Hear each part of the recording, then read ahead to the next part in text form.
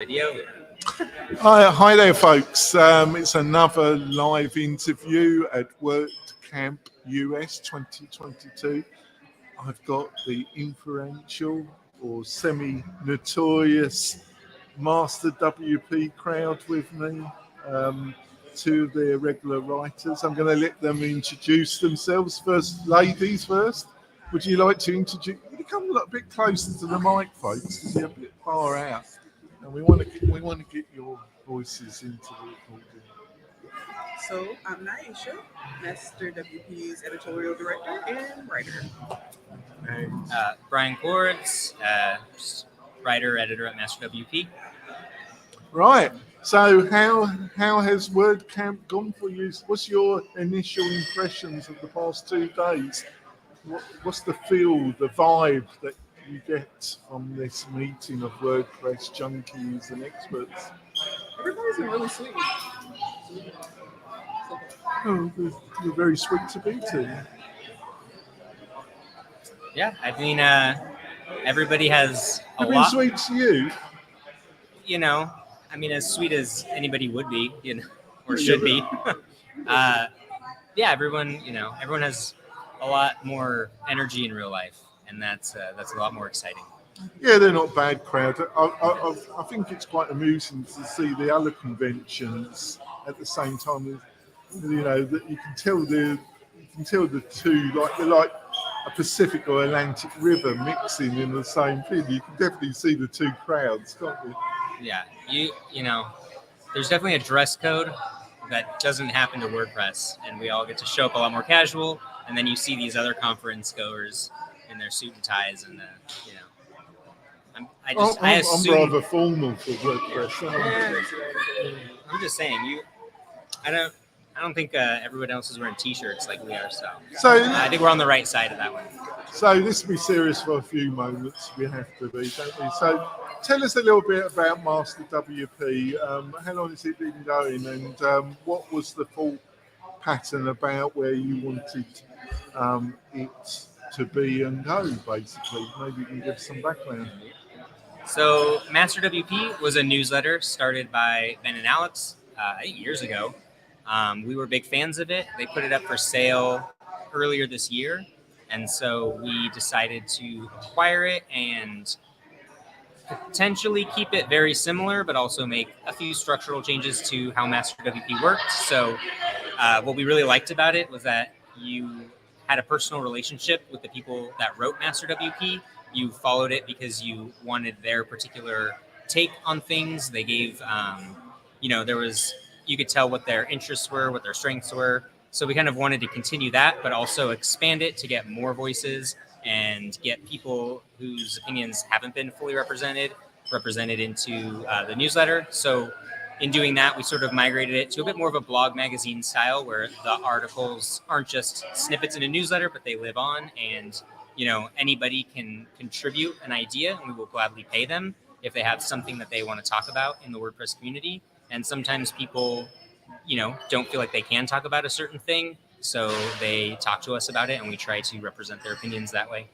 I think I put Jonathan to sleep, but no, it was the parties last night. I'm normally in bed by 8 o'clock with my cocaine slippers, but I was a bit out like a cat last night, so it's starting to hit back actually.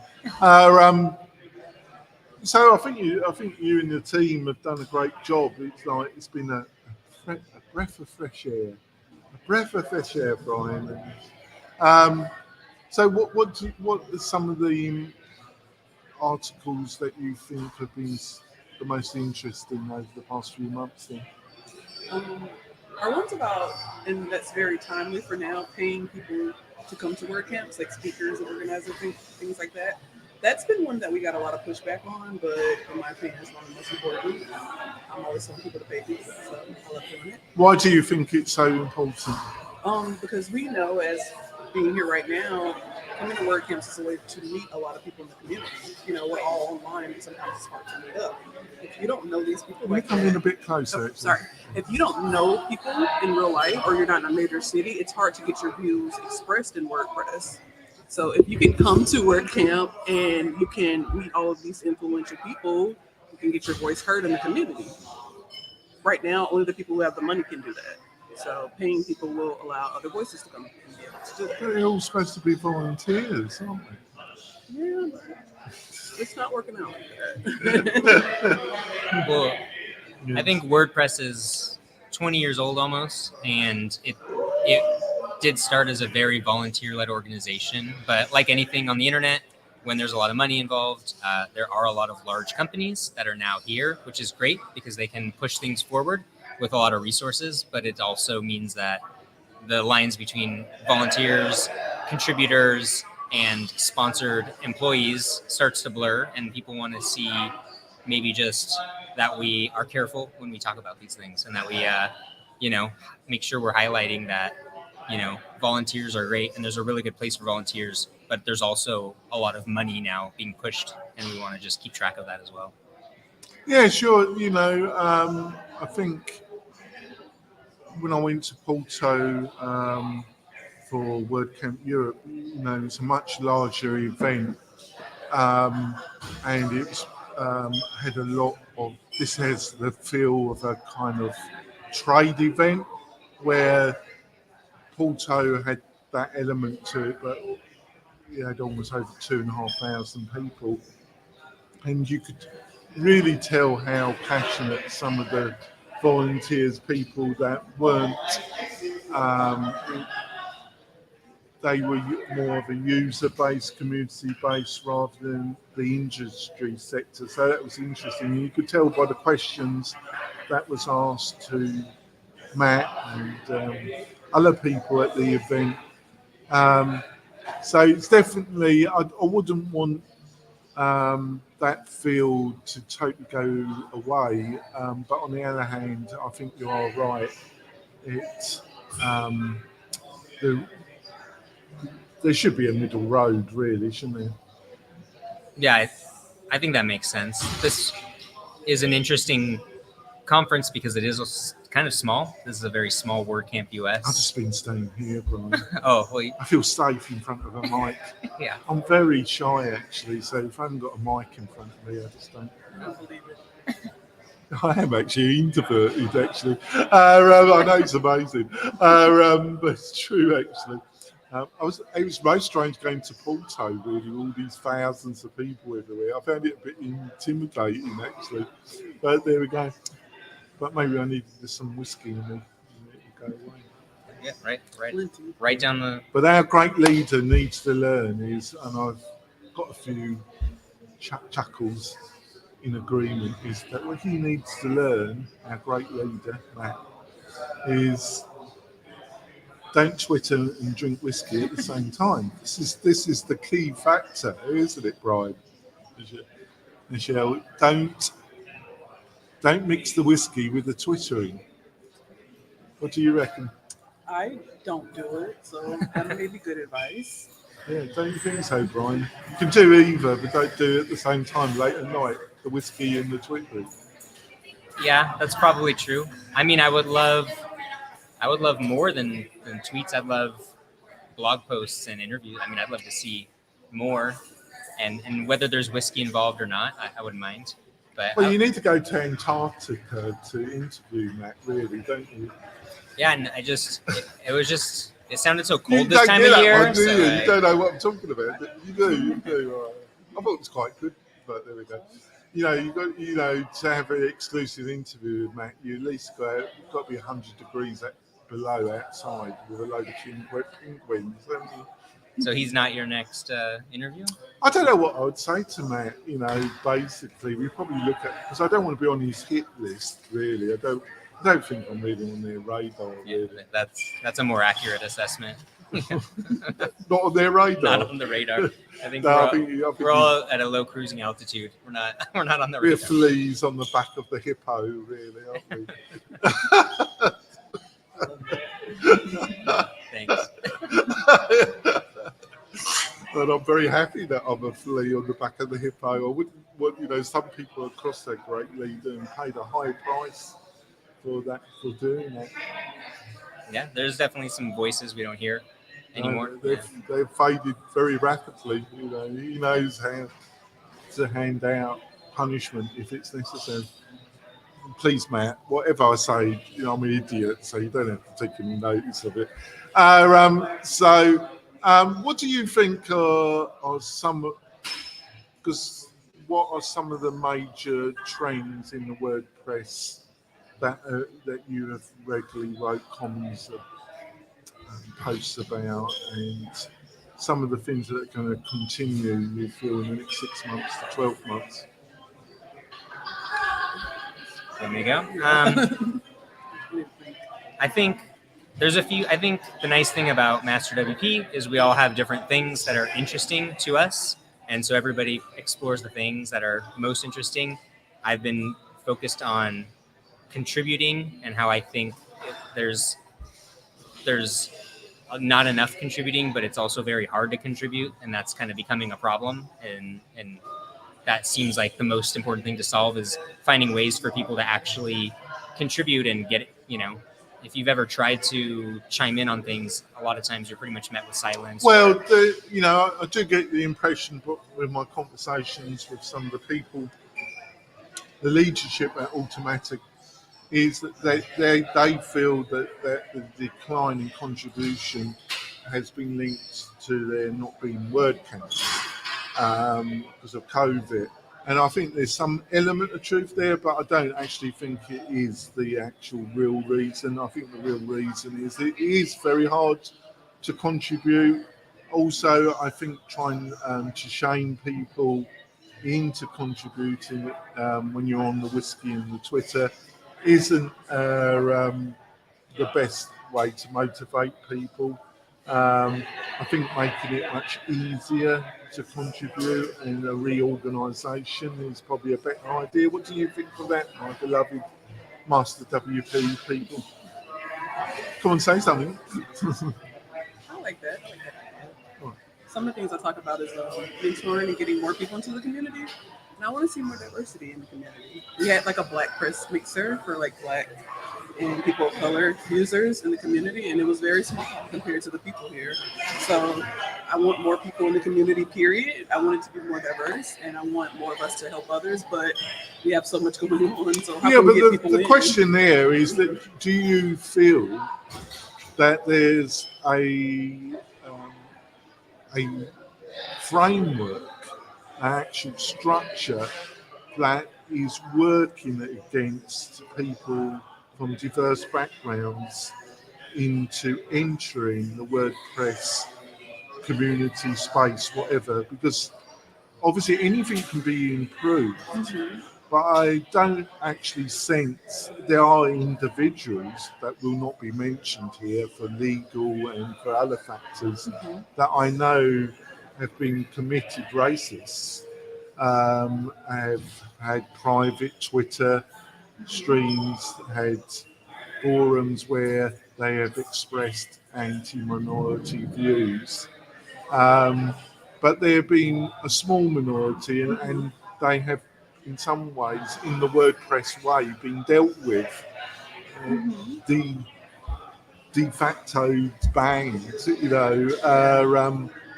but do you think there's actual structures there that are stopping, or what is your view on that?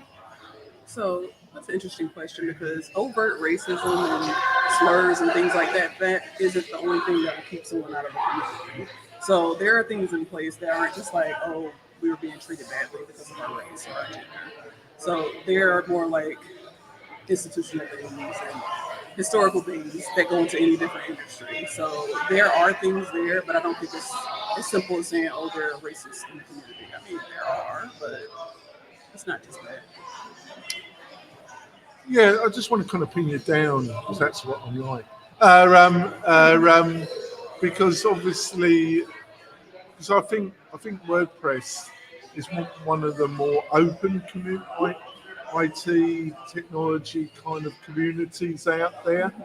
I think people from the gay community, other minorities, have found it pretty open to get involved. Do you think it's a slightly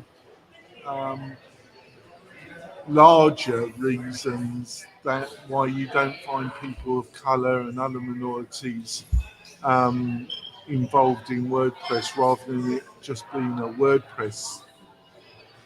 It's hard in general for people to get in. One, there's no official way to really learn everything, and the onus is always on. I've thought about this. It's always on the student, not the teacher. So we're people in the community. We know about WordPress. We use WordPress. We should be going out and getting these people to come in. It shouldn't be on them to find us and then find a way in. So I think, yeah, in that sense, people not going out and mentoring and helping as they should, yeah, that's a big reason. Why would they come to this community if they know nothing about it? We're telling them come, but we're not going to tell you anything. So that's my. Yeah, and I think, Brian, it's linked to, IT skills, getting into programming. It's fine if you're from a middle class background and you've had the Apple bought you and your parents are into tech themselves and their income. It's a bit different if your parent, you hardly see your parents and you're in a bit of a rougher area and you've got some interest, but everybody's telling you outright, or you're not getting much encouragement, are you? Yeah, there's one of the things we wrote about is how as a software team gets bigger, it becomes even harder to bring new people in because the people that are already there have to stop what they're doing and train those new people. That has to be part of the process. You need somebody to stop making progress to bring in new people because you have to pass that knowledge along. And so that, whether it's documentation or the Learn team or just, blogs in general, that's the piece that gets even harder the more big and complex everything gets. So that's why I really like when Nyasha talks about mentoring and that sort of stuff, because it's those personal relationships. It's, it's taking the time to not just learn for yourself and grow, but also give that back, give that specific guidance to other people. But it does require, stopping, documenting, teaching, and that's, proactive. You have to be a little proactive. Yeah.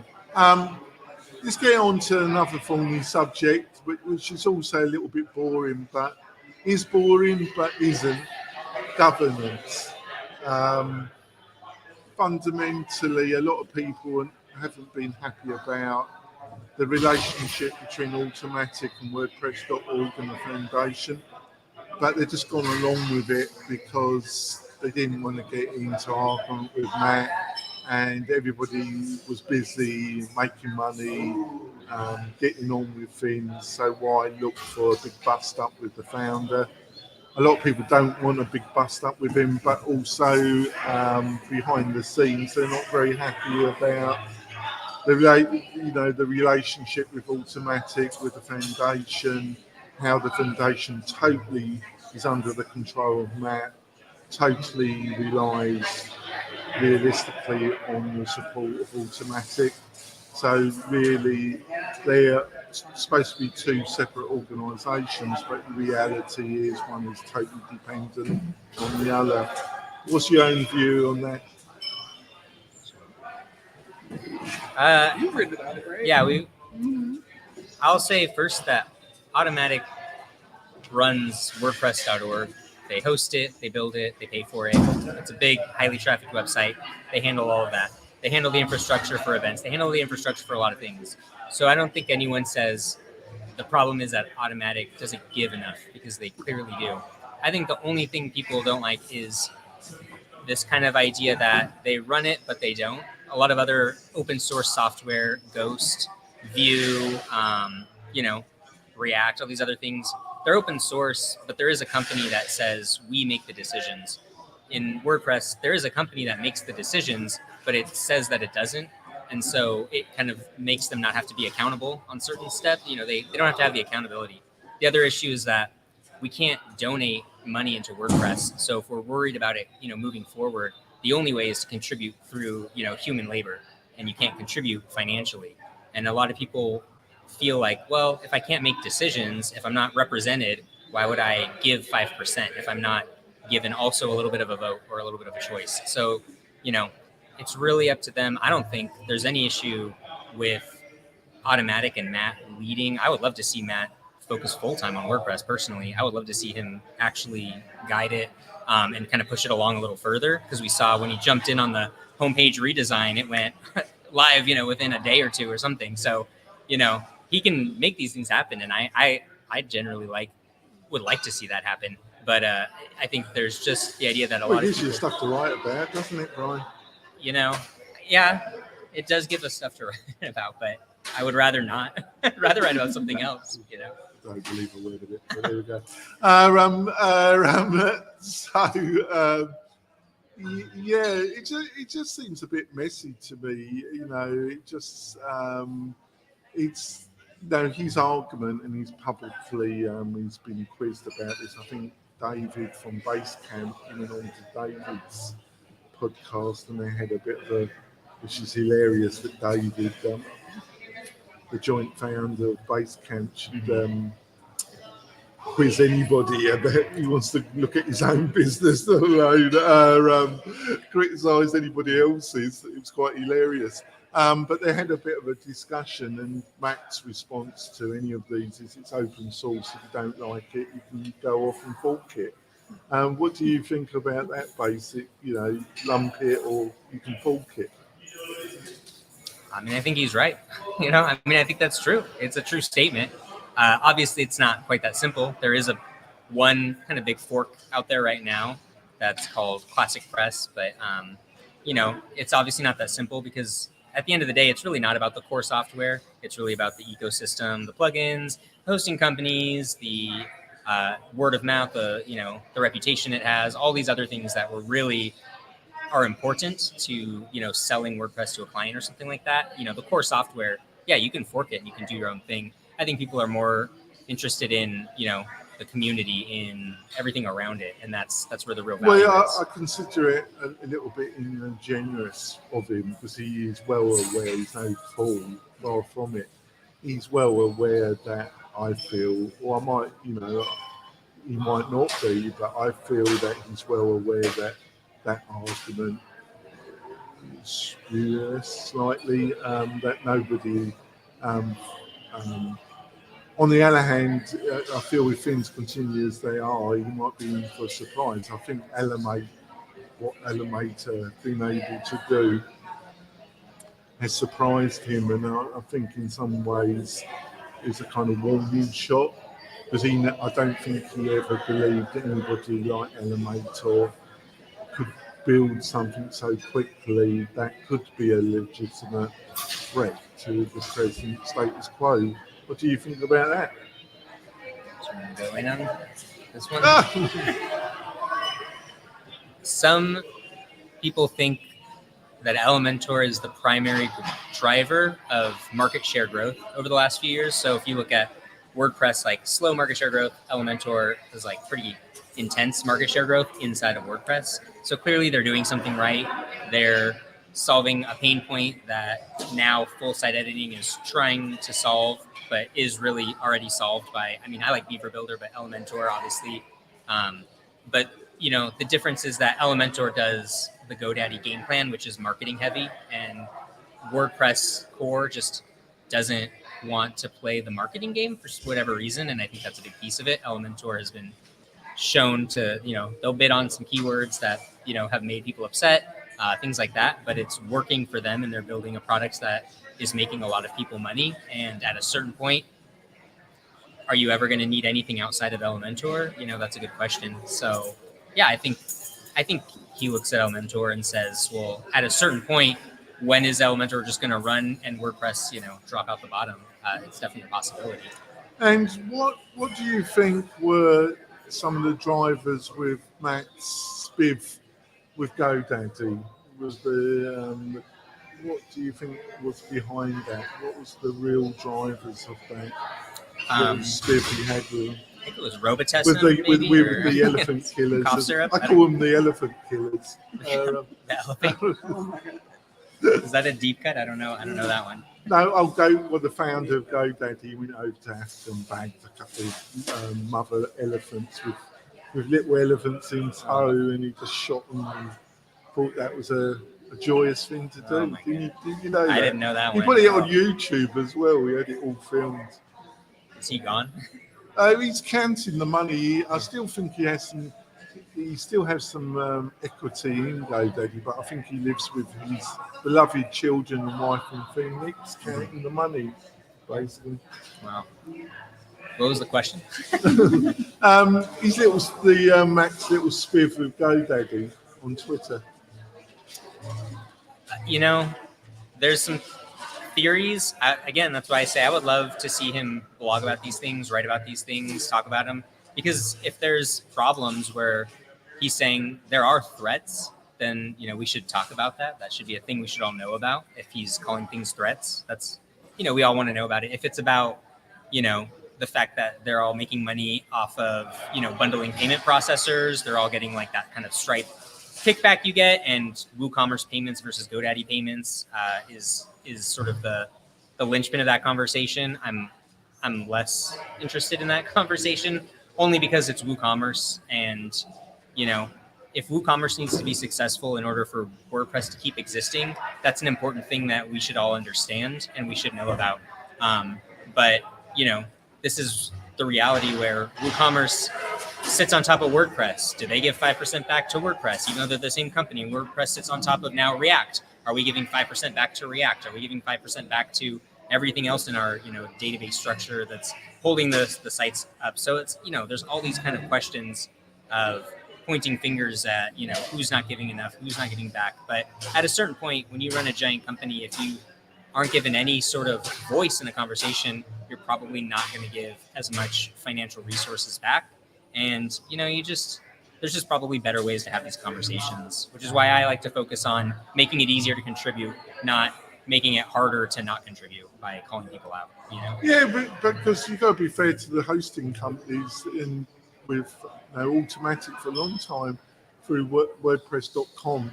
Matt Medeus really put forward this idea that through Jetpack, that there was a kind of Trojan horse plan that Automatic was going to do the dirty on the hosting companies and on what Matt Medeus described as the blue collar WordPress implemented developer, and there was this big plan that Automatic was going to do the dirty on all these people, and Jetpack was the obviously when the great leader said that Jetpack was the main driver of WordPress, which I thought was one of the most bizarre statements I've ever heard. Bless their little hearts, the Jetpack team are such lovely people, but unfortunately I've never been a great fan of it myself. I just thought it was hilarious that he made that statement. Actually, I wondered where he was getting that from. But I think that's clarified. I really don't think Jetpack is ever going to be this Trojan horse, and ever was it? Yeah. That was about 8 bloody questions in one question there, wasn't there? The question was, do we use Jetpack? I think WordPress and Automatic is really focused on individual users. So Jetpack is really good if you're like a DIY person. WooCommerce is really good when you're the DIY person sometimes. And then I only know my experience is the agency situation, where Jetpack just gets in the way, and WooCommerce often gets in the way because there's no developer you got to sign in with people's personal WordPress accounts. It's very convoluted. It's really just not built for developer agencies, whereas Shopify and even WP Engine and now GoDaddy, they're all understanding that development agencies are really what drive a lot of these sites, because we build 100 sites a year, not one site in our life. And so that's, I think, what Matt Medeiros was really talking about, which is, WooCommerce is really, or WordPress Automatic is really focused on these individual end user cases. And there's really almost no focus anymore on developer agencies who set up a lot of sites and really want to make a lot of WordPress websites with a lot of plugins that, make a lot of people a lot of money. And I think Jetpack to me is another one of those examples where I go, we don't use Jetpack. I never used it. The only time I ever crossed it was causing problems for clients, and we had to go and sort them out, basically. And now every hosting company does.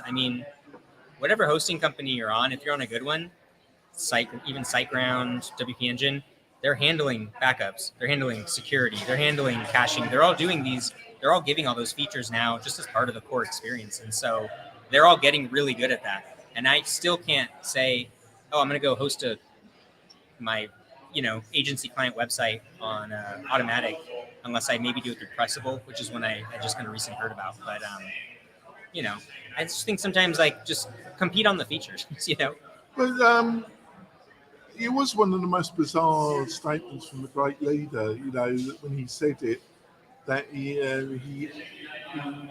thought Jetpack was the driver of growth with WordPress. So I thought, I have no idea where you got that one from, Matt. Who's feeding you that? Automatic is one of the biggest collection of WordPress websites, right? And so they must be able to have data on users that we just don't have access to. You have to imagine that. I'm sure GoDaddy has on, for theirs, and WP Engine probably has some data on their end. And, there was a big call for a project that would, find ways for us to learn these things, because sometimes we're just shooting in the dark on these things. Just to finish off, you pointed out that you felt that Automatic's focus was away from the developer. To some degree, but based on Jetpack and what we just discussed. Have you got any insight why that might be, actually? Why they have chosen to have their focus? Because it's the agency, the regional, I used to work with some regional agencies in Northern Nevada. They're not part of the WordPress community. They would never come to a WordCamp. They use it. They are big in Northern Nevada. They do a lot of state government work, websites for tourists, kind of quasi-government private organisations. They do for companies, for hotels, for casinos. They use WordPress, but they're not part of the WordPress community. And there's thousands of those type of digital agencies, PR firms. Mm-hmm. They're the backbone that really promote, because they made a commercial choice to utilise that. And I sense that by watching YouTube, too much YouTube, and having discussions, that some of those have got a bit tired with Gutenberg and looked at other solutions. And that I think is part of it. There's a certain point where a lot of people are very, WordPress first. And at a certain point, a lot of agencies are just sort of like the best tool first. And so, if that best tool is not WordPress, if the best tool is Shopify, and it's going to save a client money and it's going to be an easier experience, there's not going to be that same sense of loyalty.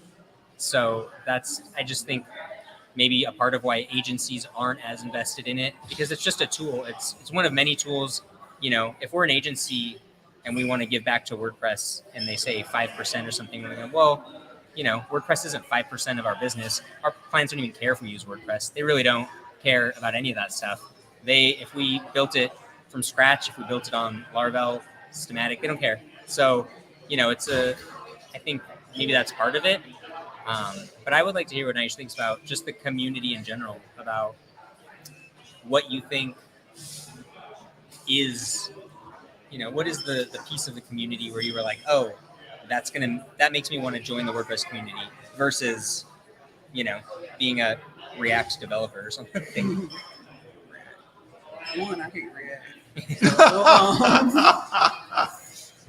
Two, I did like more of my mentors are more of the people, well, half of them. One is here. He's more of, I'm in the community. I know people. I use it for my business. And then the other, she uses it for her business, but she's not in the community. So I like the fact that they came to me when I was first learning tech and said, if you work with WordPress, you can really do whatever you want with it. You don't have to just be a developer. You can do so many different things. I love that. That was the part of the community I like. Getting into it now, like I said, people are sweet. My best friend didn't know this very sweet.